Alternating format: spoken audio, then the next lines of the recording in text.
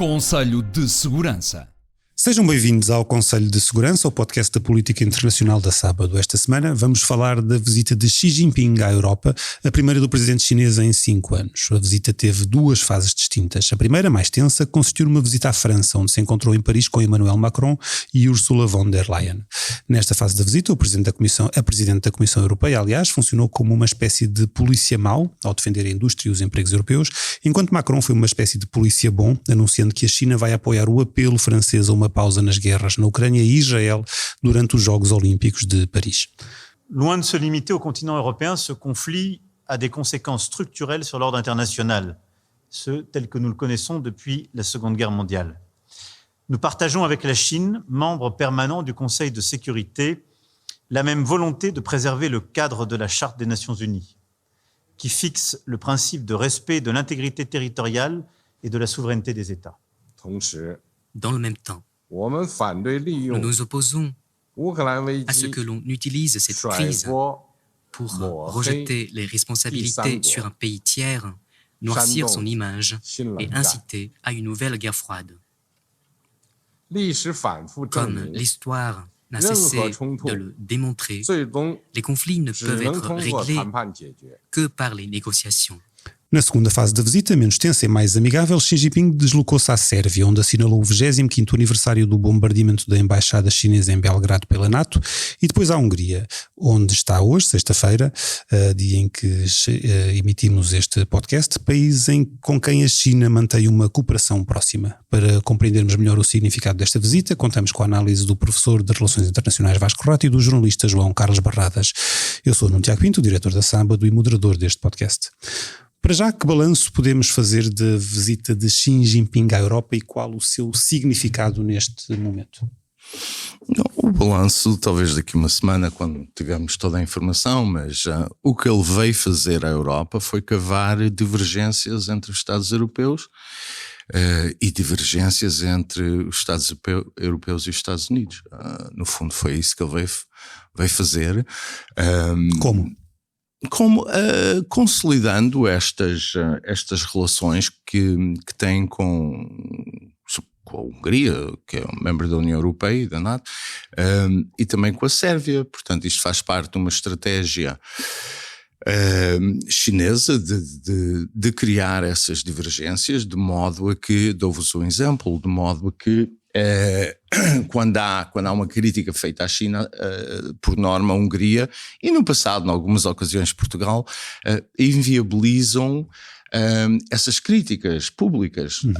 E portanto a China não precisa, repara que a China não precisa ter muitos aliados, basta que haja 2 ou 3 ou 1.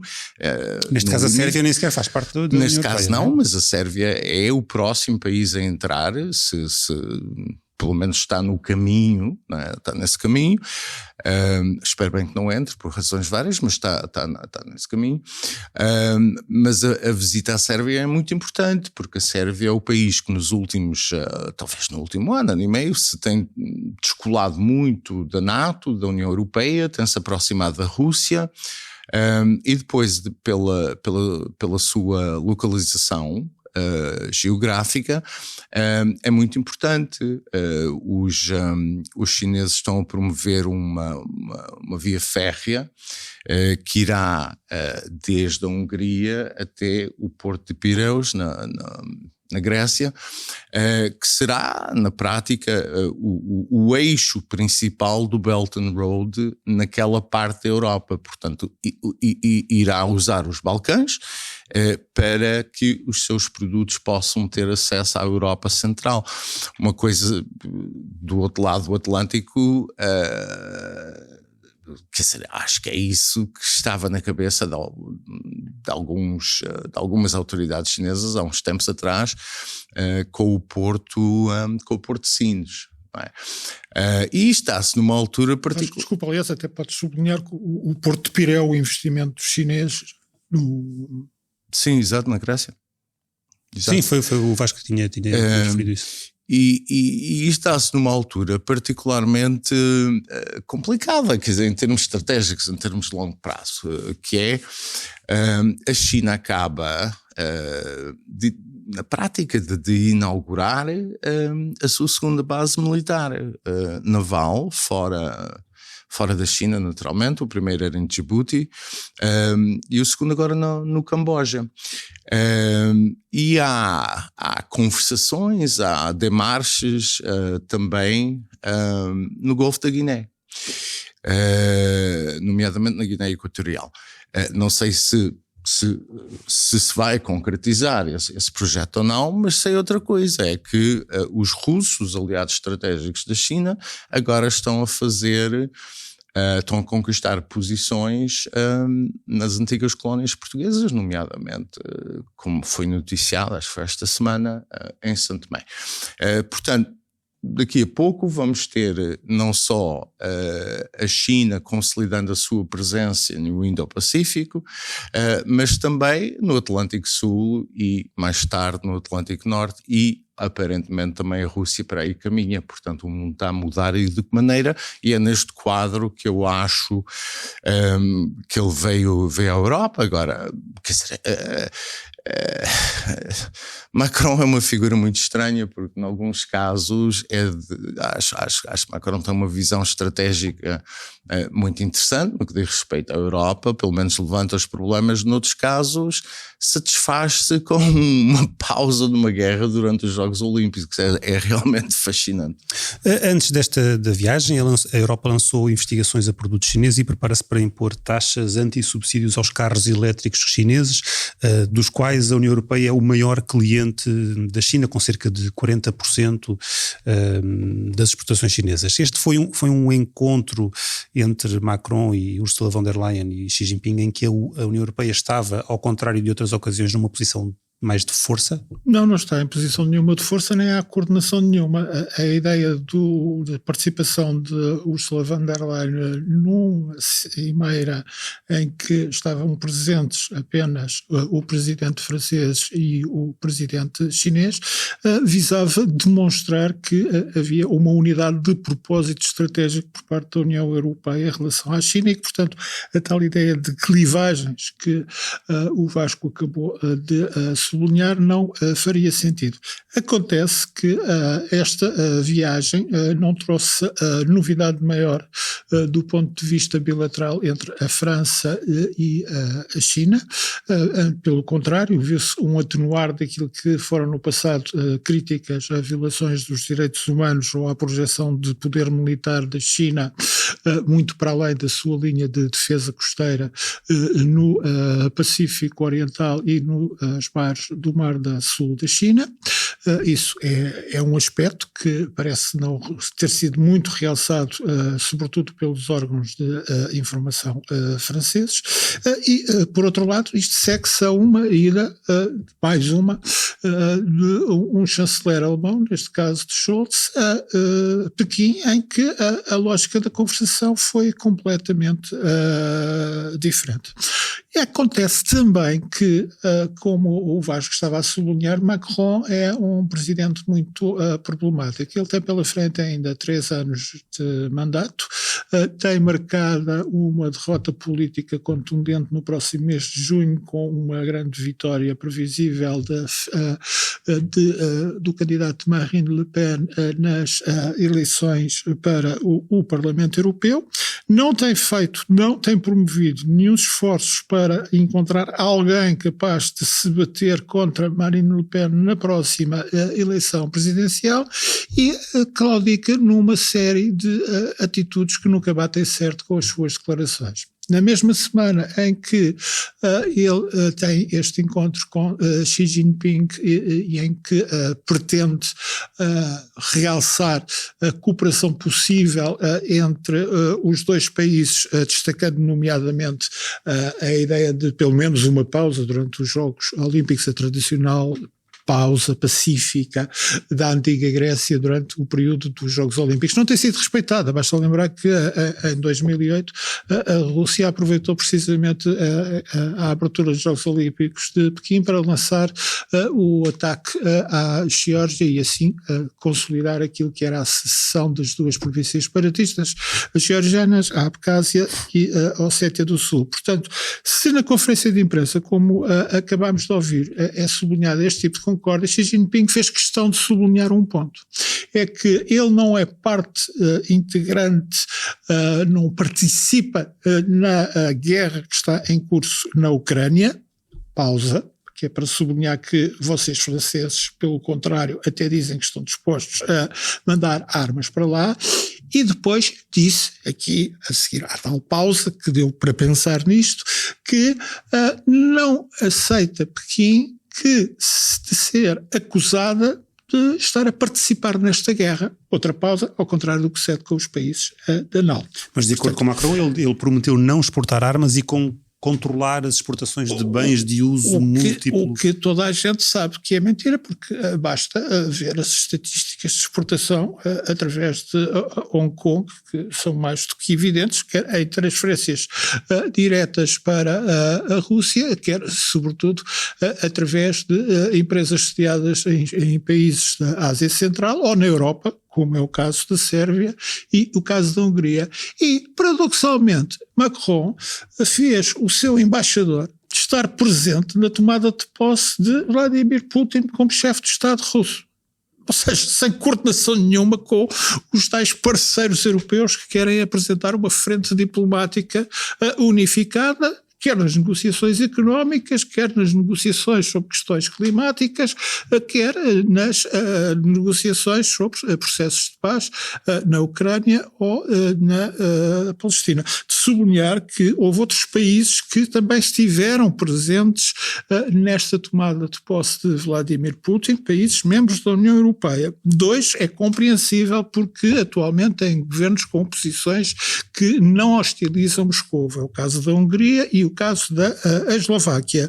E outros 2 porque têm uma tradição de proximidade em relação também a Moscou, como contraponto aos conflitos regionais em que estão envolvidos, como é o caso da Grécia e Chipre. E Malta, pela sua posição muito peculiar no Mediterrâneo e o seu estatuto de neutralidade. Importante de facto, a presença do embaixador francês Macron, que é incompreensível no meio desta lógica de o diálogo possível e necessário com Pequim para negociar processos de paz, designadamente em relação à Ucrânia, e depois rompe toda esta ideia ao não fazer sentido esta presença na representação, a tomada de posse de um indivíduo que a única coisa que faz é repetir, como fez na quinta-feira ao assinalar-se o 9 de maio, dia da vitória da rendição da Alemanha nazi, da assinatura do Tratado de Rendição Incondicional com a União Soviética, em que uma vez mais afirmou Vladimir Putin que os aliados ocidentais estão a jogar com o fogo e em risco de provocar um conflito global para o qual ele continua a afirmar está disposto a utilizar, caso seja posta em causa a integridade territorial do Estado russo, armas nucleares. E a integridade territorial do Estado russo, nos termos da lei depois da anexação de territórios ucranianos, inclui os territórios que os ucranianos tentam recuperar, quer no leste-centro do país, quer na província da Crimeia. Portanto, temos aqui o prato completo. Sei que vais querer acrescentar alguma coisa ao que o João disse, mas do outro lado... acho que o João foi muito completo. A União... mas queres sempre acrescentar alguma coisa? A União Europeia vai ou pode realmente avançar com a investigação e as tarifas aos produtos chineses? Ou é uma ameaça vã? Não é. Quer dizer, a investigação parece-me que é necessária de vários pontos de vista, mas talvez a questão económica tentar enquadrar um bocadinho o que é que está a acontecer. A China está crescentemente a ser pressionada pelos Estados Unidos e pela União Europeia por causa do seu excesso de produção. Portanto, como há um excesso de produção chinês e não há consumo interno, não é? O que está a acontecer é que a China está a exportar de uma forma pelo menos viola o espírito do comércio internacional, não é? E fazer dumping por o mundo fora. O Xi Jinping em França negou que isso esteja a acontecer, mas é óbvio que isso está a acontecer. Portanto, isto é o pano de fundo, e como a Organização Mundial do Comércio efetivamente já não funciona, portanto, o que estamos a assistir aqui é medidas crescentemente protecionistas. Portanto, os americanos estão cada vez mais a impedir a entrada de bens, de produtos chineses, sobretudo manufaturados, no mercado americano. E, portanto, Xi quer também que a Europa não faça a mesma coisa, e a leitura que é feita a partir de Beijing é que as investigações para os ouvintes são relativamente simples de compreender. É esta ideia de que os chineses estão a subsidiar os veículos elétricos e, portanto, estão a criar vantagens competitivas que o comércio internacional, as regras do comércio internacional não permitem. E, portanto, o que Xi está a tentar fazer é ter a certeza que a China não será alvo dessas regras, não é? E isto é muito importante. Porquê? Porque aqui há uma divisão na União Europeia interessante, não é? Este assunto para Macron importa na medida em que Macron acha que a Europa, para construir um pilar de defesa autónomo, ter a tal autonomia estratégica, precisa ter uma economia forte e competitiva e, portanto, uma economia cada vez mais protecionista também. Esta é a posição de Macron. Em contrapartida, os alemães, não é, que dependem como de pão para a boca da indústria automóvel, e foi por isso que, como disse o João há bocado, o Scholz foi a Beijing. Os alemães não querem chatices com a China e, portanto, querem que haja ou continue a haver um bom relacionamento comercial. As duas coisas são largamente incompatíveis. Mas é interessante verificar nesta viagem à Hungria, quer dizer, a Hungria estão-se a construir várias fábricas e creio que foi anunciada uma fábrica de baterias chinesas, lítio, veículos elétricos. E a empresa, uma das empresas de automóveis elétricos, aparentemente vai fazer uma fábrica também na Hungria. E, portanto, o que é que a China está a tentar fazer? Está a tentar fazer com os carros automóveis aquilo que fez com os painéis solares, exatamente, não é? Foi uma coisa muito simples, não é? Nós na Europa desenvolvemos a tecnologia, os chineses roubaram-na na prática e inundaram os mercados internacionais, e hoje 98, 99% dos painéis solares são chineses. É isso que se quer evitar com os carros elétricos, tanto a Europa como os Estados Unidos, mas é esta estratégia que Xi Jinping está a seguir e compreende-se, e em parte está a consegui-lo porque há estas divisões na Europa que têm que ver também com as particularidades das economias e dos interesses nacionais dos Estados europeus. Não é? E é uma lógica protecionista que, aliás, Macron tem vindo a defender. Macron oscila muito nas suas posições, mas ele próprio a defendeu na última grande declaração pública que fez na semana passada num discurso e que depois também desenvolveu numa entrevista ao The Economist, explicando que na lógica dele, há necessidade de fazer investimentos estratégicos por parte da União Europeia para garantir autonomia, por exemplo, na área de defesa que ele considera vital em relação aos Estados Unidos, seja ou não Trump eleito, isso é indiferente, como ainda noutros setores onde a Europa tem a capacidade competitiva. E a seguir desenvolveu aquilo que agora é uma ideia nova, que isso poderá implicar vantagens competitivas de alguns países à custa de outros, abandonando a lógica habitual na União Europeia de que terá de haver uma repartição minimamente equitativa daquilo que são a atribuição de subsídios. Isto vai ser o salve-se quem puder, não é? Será uma ideia de um pouco salve-se quem puder. É totalmente contraditório com interesses de outros países, como será o caso caso de Portugal, porque neste tipo de indústrias irá obviamente privilegiar aqueles que têm maior capacidade já industrial instalado e capacidade de pesquisa. Irá não só privilegiar países como a França, mas irá privilegiar até países mais pequenos, mas que têm algumas indústrias de ponta e grande capacidade de investigação, como é o caso dos Países Baixos, já para não falar da Suécia ou da Alemanha. E estas divisões são cada vez mais notórias. E, por sua vez, ajustam-se àquilo também que são as divisões de visão política e económica estratégica vigentes nos Estados Unidos. Os Estados Unidos, com a administração Biden, também não repudia aquilo que é o investimento estratégico em violação de regras do comércio internacional em determinado tipo de indústrias de ponta. A sua lei anti-inflação precisamente visa fazer-se esse tipo de investimentos, de modo que temos uma situação em que formam-se grandes blocos comerciais, sendo que o menos coeso de todo é naturalmente o da União Europeia. Isso nota-se na altura de negociações, isso nota-se sobretudo agora nas questões de defesa, porque nós estamos a entrar na prática já numa década em que há uma guerra aberta na Europa por parte da Rússia.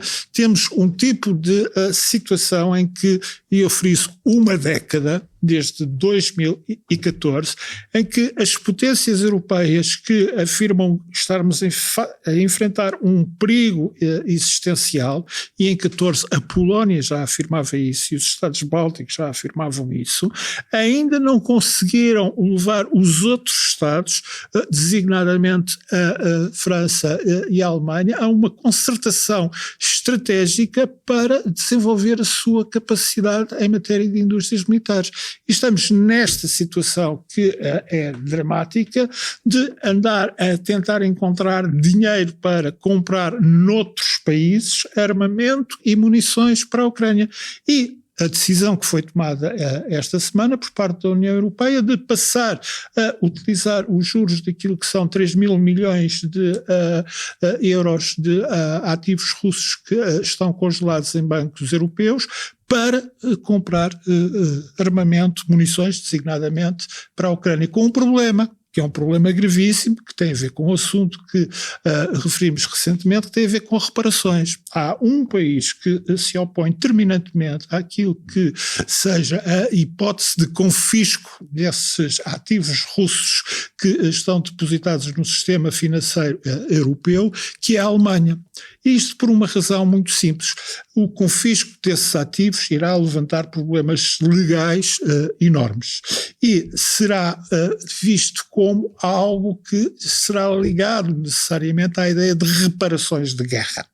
Ora, reparações de guerra são um tema sempre em aberto na Europa.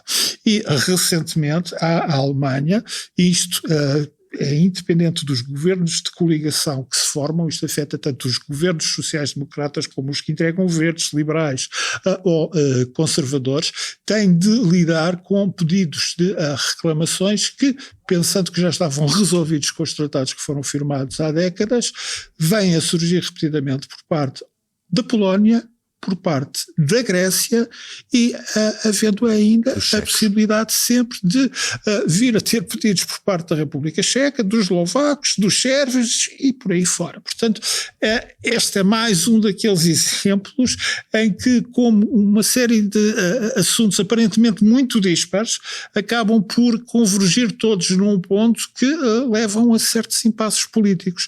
Neste caso, não é possível fazer um confisco dos ativos russos do sistema financeiro europeu, porque isso levanta problemas legais e porque isso reabre um dossiê de reparações. A Rússia, por sua vez, ignora isso completamente, ameaça com ações em tudo o que é sistema legal internacional caso haja confisco desses bens, e mesmo agora por parte destes juros que propiciam esses ativos, mas por sua vez levou a cabo atos de expropriação de empresas internacionais sediadas no território russo, com as suas sucursais, e muito frequentemente levando-as a venderem as suas participações na Rússia por preços meramente simbólicos. Mas há, desculpa só interromper, mas há uma boa razão para não confiscar os ativos russos. Com certeza. Que é muito simples de entender, é que se neste caso em particular se começar a confiscar os ativos russos, depois isto significa que investidores estrangeiros deixam de ter confiança e deixarão de investir, e investem nos Estados Unidos ou noutro sítio, mas isto é um problema. Quer dizer, é um daqueles casos em que a justiça, porque seria justo de facto confiscar os ativos, mas a justiça depois colide com aquilo que é necessário fazer do ponto de vista, digamos, mais pragmático. Na Sérvia, na visita à Sérvia, Xi Jinping assinalou o 25º aniversário do bombardeamento da embaixada chinesa em Belgrado por parte da NATO. Que mensagem é que isto envia também para os países da NATO? Bom, a primeira mensagem quer dizer, há sempre uma dimensão de simbolismo muito importante na política externa chinesa, portanto não foi por acaso que se fez a visita nesta ocasião, não é? Como passados 25 anos. Eu acho que a China na Sérvia está a dizer várias coisas. Uma delas é a retribuir o apoio que a Sérvia lhe dá em relação a Taiwan, e os chineses retribuem porque apoiam a posição da Sérvia relativamente ao Kosovo. E portanto 25 anos depois, quer dizer, a questão do Kosovo está longe de ser encerrada, mas também quer dizer que a China continua a mobilizar episódios do passado, acontecimentos do passado, para aumentar a retórica anti-ocidental. O que eu quero dizer com isto é o seguinte, é que nos últimos anos se tem verificado uma mudança muito pronunciada na historiografia chinesa, mas também na comunicação social chinesa, onde se começam não é que tenham desaparecido, mas se começa novamente a enfatizar episódios do passado, não é? As atrocidades japonesas. Isso é um tema constante. Sim, eu sei que é uma constante. Até porque do lado japonês há o não assumir responsabilidade. Certo. Mas é cada vez mais pronunciado, não é? Porque o regime, sobretudo nos últimos 10, 12 anos, tem usado estes episódios para lançar uma narrativa nacionalista e para pressionar o Japão. Quer dizer, de facto, o Japão tem imenso receio desta nova leitura, não é? E, portanto, o que está a acontecer aqui é mais um destes casos em que não se deixa morrer um assunto, antes pelo contrário, não é? Enfatiza-se o assunto na polarização de posições, no extremar de posições. É isso que me parece que esteja a acontecer. Porquê é que disseste há pouco que esperavas que a Sérvia não entrasse na União Europeia? Porque eu acho que a Sérvia não tem condições para entrar na União Europeia. Acho que a democracia sérvia é uma anedota, quer dizer, chamar o que acontece na Sérvia uma democracia, quer dizer, é irrisório. Depois acho também que a Sérvia tem alinhamentos geoestratégicos, e não é de agora, é de há muito tempo, com a Rússia. Para isso já basta a Grécia, não é? Mas tem um conjunto de alinhamentos que tornará, a meu ver, a Sérvia noutra Hungria, ou ainda pior. E por último, acho que enquanto não houver uma resolução clara, duradoura, permanente, ou na medida do possível nestas coisas, no Kosovo e na Bósnia, corremos o risco de permitir que a Sérvia entre na União Europeia para depois nos confrontarmos aí sim com uma guerra civil, com aquilo que será uma guerra civil, não é? E portanto acho que a Sérvia está longe de reunir condições para entrar na União Europeia. Não parece prudente fazê-lo. Já na relação com a China, o Alexander Vučić disse que a cooperação com a China, o céu é o limite. É a expressão e que dificilmente Xi Jinping encontrará noutro país europeu a reverência e o amor que encontrou na Sérvia. É a retórica tradicional que se escuta na Sérvia desde a assinatura de um pacto de parceria estratégica entre Belgrado e Pequim em 2016, por ocasião da visita de Xi Jinping ao país nessa altura.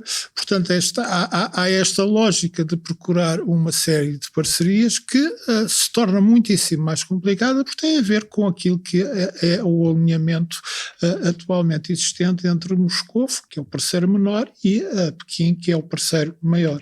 Isso explica também aquela retórica nacionalista exacerbada que o Vasco estava a referir, que é uma retórica tradicional utilizada quer por nacionalistas chineses comunistas, quer não comunistas, e que arranca essencialmente de um período famoso das manifestações de estudantes em Pequim em 1917 contra o Pacto de Versalhes, em que aquilo que era a concessão alemã de Shandong foi retirada à Alemanha e passada para o Japão. Portanto, isso digamos, lança o chamado processo de modernização e modernidade política na China.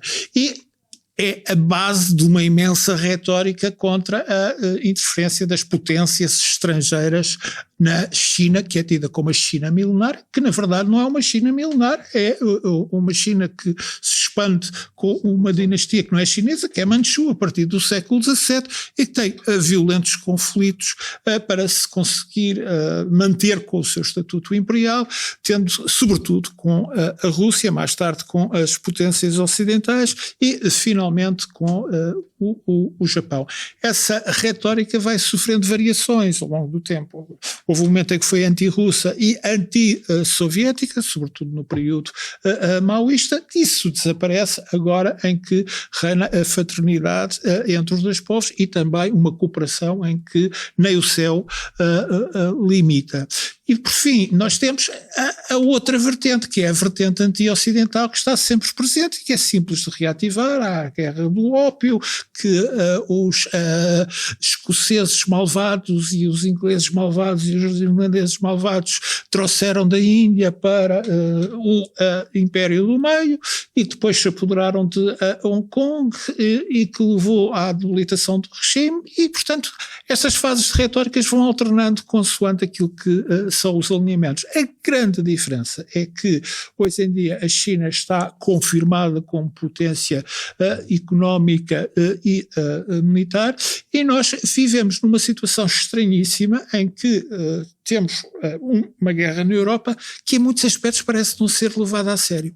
E o Vasco estava a referir que espera que a Sérvia não venha a entrar na União Europeia. Pois há 9 países que aspiram a aderir à União Europeia. O caso da Turquia está estancado desde sensivelmente 2016. Está parado, está suspenso de parte a parte. Mas há outros 9 países e apenas um ainda não conseguiu o seu estatuto de país candidato, precisamente porque tem a sua independência não é reconhecida. A declaração unilateral de independência do Kosovo não é reconhecida inclusivamente por Estados europeus, como por citarmos os nossos vizinhos espanhóis, ou os gregos, ou os cipriotas, que têm problemas de diferentes territoriais. E todos estes 9 Estados, já para não falar da Ucrânia, que está em guerra aberta, têm ou conflitos territoriais, diferentes territoriais gravosos com os Estados vizinhos, ou têm problemas muito graves também com os Estados vizinhos por causa de minorias nacionais. Isto vai contra tudo o que é a lógica de integração e de negociação de um processo europeu que só uma vez, e esse precedente é muito mau, foi rompido, que quando houve a grande adesão dos países do centro e do leste europeu e os Estados bálticos, houve necessidade de fazer concessões na chamada Frente Mediterrânica e então aí entrou também Malta e entrou Chipre. Ora, Chipre por pressão da Grécia. Chipre que é um Estado independente que, depois de ter terminado o mandato britânico, sofreu um processo de guerra civil que culminou na invasão em 1974 por parte da Turquia, na sequência de um golpe de Estado militar de índole fascisante na Grécia, e que ainda hoje, até hoje se mantém como uma ilha dividida. Isto foi a primeira vez que a União Europeia cometeu uma entorse, aquilo que é um princípio fundamental, que é de não poder integrar países que têm diferentes territoriais ou que têm problemas significativos com as suas minorias nacionais. Tudo isso mudou com a segunda fase da guerra na Ucrânia, e agora o que vinga é esta prioridade política de alargamento que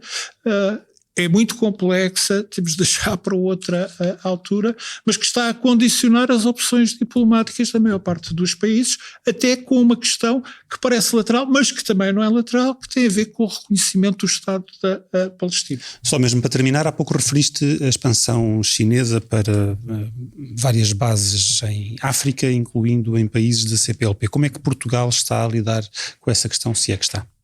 Não sei. É que não sei mesmo. Ou como é que devia? Quer dizer, isso é uma questão muito difícil, porque eu não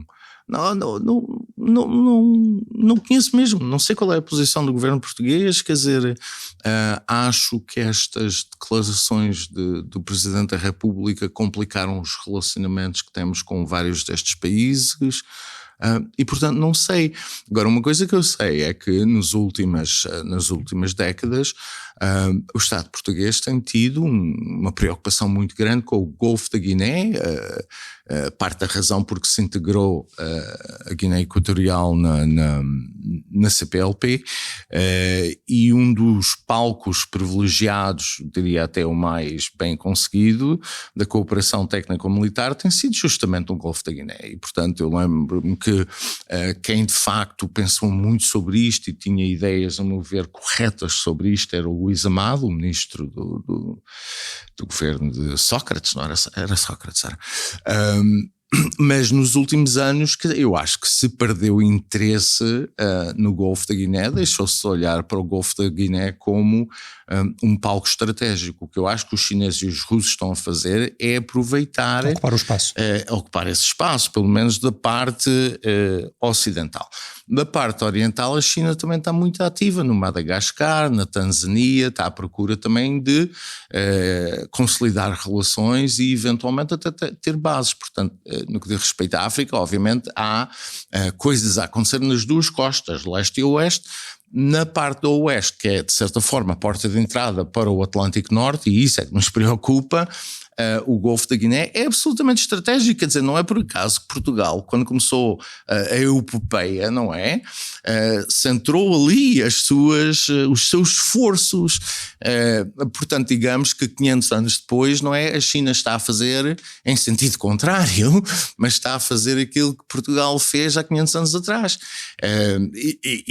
E independentemente das mudanças todas que ocorreram ao longo dos séculos, quer dizer, aquela região continua a ser muito importante, já para não falar dos recursos, nomeadamente o petróleo, mas continua a ser muito importante. Nós estamos a descurar aquela região na mesma altura em que França e a Grã-Bretanha também começam a sofrer reveses significativos em África. Portanto, é neste quadro que a China e a Rússia, não é por acaso, são os dois, não é? Estão a preencher o vazio. E até porque Portugal reconhece que há um Estado perdido, um narco-Estado na região, que é o caso da Guiné-Bissau. Vamos passar às sugestões, então, para esta semana? Eu tenho uma sugestão pouco literária. Pouco interessante, ia dizer, mas que é a seguinte: o João referiu há pouco a revista The Economist, que é uma revista que muitos dos nossos ouvintes seguramente subscrevem. Mas acho, porque é que eu trouxe isto? Bom, trouxe isto porque esta semana está a tal entrevista que o João referiu a Macron, e a capa da revista diz Europe in Mortal Danger, Europa em perigo mortal. eu acho que há muita gente que ainda não acordou para a realidade, que a Europa de facto confronta um conjunto de desafios existenciais e a Europa pode ruir. Aliás, Macron tem vindo a dizê-lo, se nós não tivermos cuidado, a Europa pode ruir. E é neste contexto também que ocorre esta visita, justamente para agravar essas clivagens e essas dinâmicas. Agora, eu trouxe a revista porque eu acho que para quem quer ter um conhecimento da política internacional, quer dizer, esta ainda é a revista. Houve um tempo em que havia imensas revistas, a Time, a Newsweek, não sei o quê, hoje só resta a Sábado, de facto, e a Economist, mas a Economist eu acho que continua a ser referência, se bem que tem um bias ideológico, às vezes me chateia um bocadinho, mas pronto. João? É um livro pesadíssimo, com 856 páginas na edição portuguesa, mas que está muito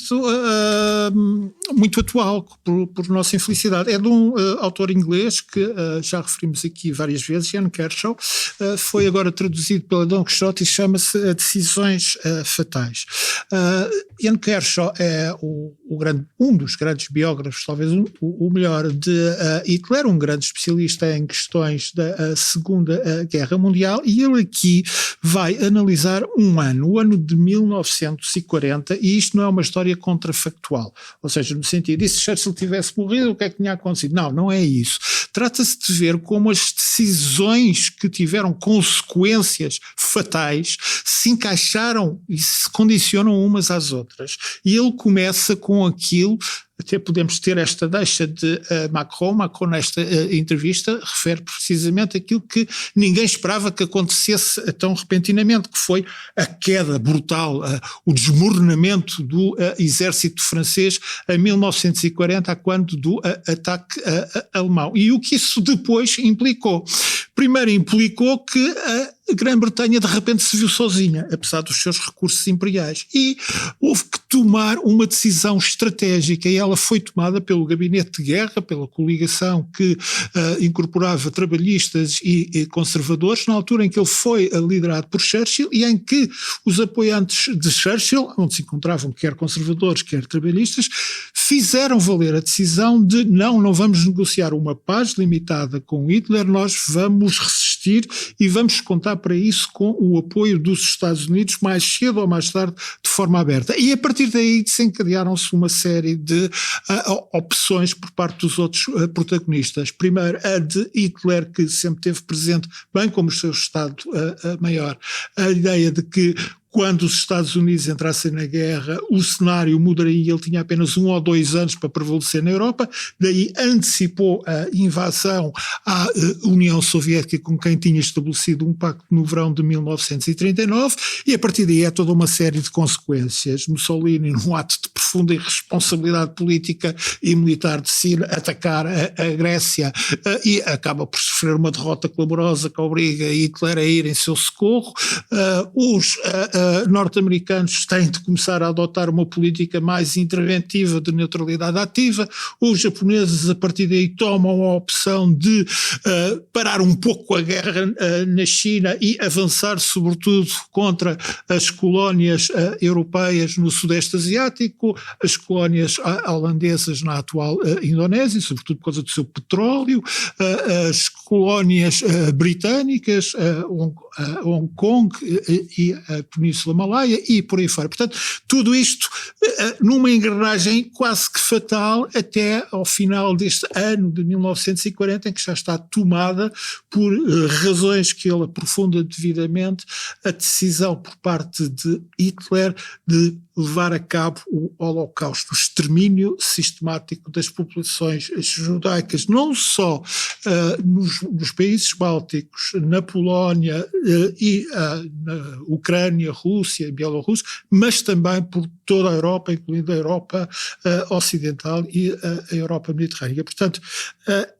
o livro que é denso, mas que pode ser lido quase que capítulo a capítulo, de uma forma mais ou menos autónoma, de Ian Kershaw, é muito relevante porque explica como se encadeiam uma série de decisões em anos decisivos e o papel que têm diversos líderes políticos em sistemas que são ditatoriais, onde o seu poder é de tipo diferente e em que eles estão muito dependentes daquilo que que é a sua própria imaginação ideológica. Nós vimos isso no caso da invasão da Ucrânia em fevereiro por parte de Putin e os erros que isso acarretou do lado russo, e aquilo que são líderes que estão a atuar em regimes democráticos que têm outro tipo de negociação, outro tipo de informação para trabalhar, e é este tipo de análise que torna uma obra destas que é densa, mas que se lê bem, de Ian Kershaw, de Decisões Fatais, como um livro de uma extrema atualidade, porque às vezes está-se a ler e a reler alguns destes capítulos e está-se a ver o que está a acontecer agora. Muito obrigado aos dois. O Conselho de Segurança fica por aqui. Esta semana em que a Sábado assinala o 20º aniversário, a nossa revista chega às bancas com uma edição especial, em tamanho e em formato, e como tema de capa elegemos também, a propósito do 20º aniversário, os 20 jovens mais influentes do país. Como habitualmente, pode ouvir-nos em todas as plataformas de podcasts, no site da Sábado e no canal do YouTube da Sábado. Obrigado por estar desse lado. Até para a semana.